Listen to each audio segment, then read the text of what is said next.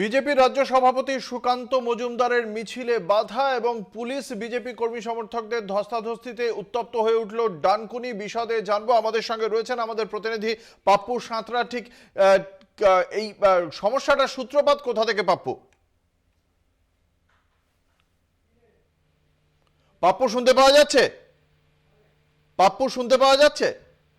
আপনাদের জানিয়ে রাখি, পুলিশ বিজেপি কর্মী সমর্থকদের মধ্যে ব্যাপক ধস্তাধস্তি, হুগলির ডানকুনির ঘটনা।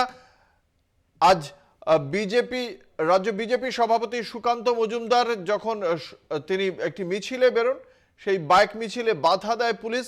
আমরা বিশদে জানবো ঘটনাটি সম্পর্কে। আমাদের সঙ্গে রয়েছেন আমাদের প্রতিনিধি পাপ্পু সাঁতরা। পাপ্পু, ঠিক কি থেকে সমস্যার সূত্রপাত?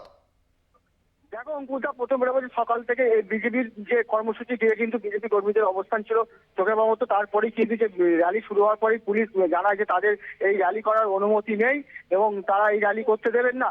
তারপরেই বিজেপির কর্মী সমর্থকরা উত্তপ্ত হয়েছেন এবং যে ব্যারিকেড দেওয়া হয়েছিল র্যালি আটকাবার জন্য, সেই র্যালি ধরে ভাঙার চেষ্টা করেন।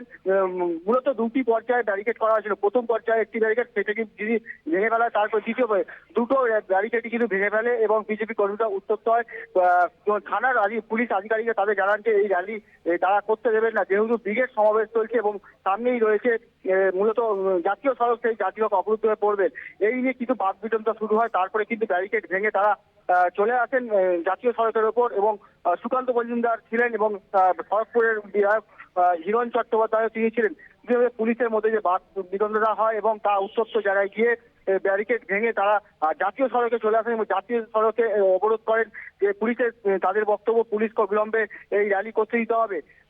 এই ঘটনার পর বেশ 1 ঘন্টা অবরুদ্ধ থাকার পর অবশেষে পুলিশ তাদেরকে অনুমতি দেয় যে তারা 1 কিলোমিটার বাইক নয় পায়ে হেঁটে র্যালি করতে হবে। তারপরেই কিন্তু এই অবরোধ ওঠে এবং 1 কিলোমিটার অবধি তারা পদযাত্রা করেন। তারপরে এই কর্মসূচি তারা সমাপ্ত করেন এখানে। অঙ্কুতা, এই বাইক মিছিল শুরু করার আগে বিজেপির দাবি কি ছিল? তাদের কি বাইক মিছিল করার আদৌ অনুমোদন ছিল? দেখো, বিজেপির পক্ষ থেকে তারা জানাচ্ছেন যে থানা তাদেরকে অনুমতি দেয়নি, কিন্তু তাদের কাছে আদালতের রায় হয়েছে, আদালত থেকে তারা অনুমতি নিয়ে কার্যকলাপ করছে। যদিও পুলিশ প্রশাসন জানাচ্ছে তাদের আদালতের কোনো রায়ের কপি তাদের কিন্তু দেখাতে পারেনি, যার জন্যই কিন্তু তাদেরকে এই কর্মসূচি করতে দেওয়া হচ্ছে না। এই নিয়ে কিন্তু বাকবিতণ্ডা শুরু হয় এবং বিজেপির পক্ষ থেকে বলা হয় তাদেরকে ইমেলের মাধ্যমে। কতক্ষণ যানজট হয় বা যান চলাচলের সমস্যা তৈরি হয়? দেখো, 1 ঘন্টা যে জাতীয় সড়ক অবরোধ সেটা কিন্তু 1 ঘন্টা অবরোধ হয় এবং মিছিলকে ঘিরে প্রায় বলা যায় 2.5 ঘন্টা কিন্তু এই যে রাস্তা, সেই মেন রাস্তা কিন্তু অবরুদ্ধ করে একেবারে। যে অবস্থায় কিন্তু বহু যারা কোনো জায়গায় যাচ্ছিলেন বা পিকনিকের গাড়ি, এমনকি এমার্জেন্সি কয়েকটি অ্যাম্বুলেন্সও কিন্তু আটকে পড়তে দেখা যায় এবং বহু গাড়িতে যারা কিন্তু কলকাতার হসপিটালের ক্ষেত্রে যাচ্ছিলেন তারাও কিন্তু আটকে পড়েন। কার্যত বলা যেতে পারে যে 2.5 ঘন্টা ধরে পথ অবরুদ্ধ হয়ে পড়ে। এই 2.5 ঘন্টা ধরে জাতীয় সড়ক অবরোধ করে এই যে নিত্যযাত্রীদের ভোগান্তি এবং রোগীকে নিয়ে যাওয়া অ্যাম্বুলেন্সকেও আটকে দিলেন বিজেপির কর্মী সমর্থকরা। কি বলছেন সেই বিষয়ে? কি বক্তব্য বিজেপির রাজ্য সভাপতির?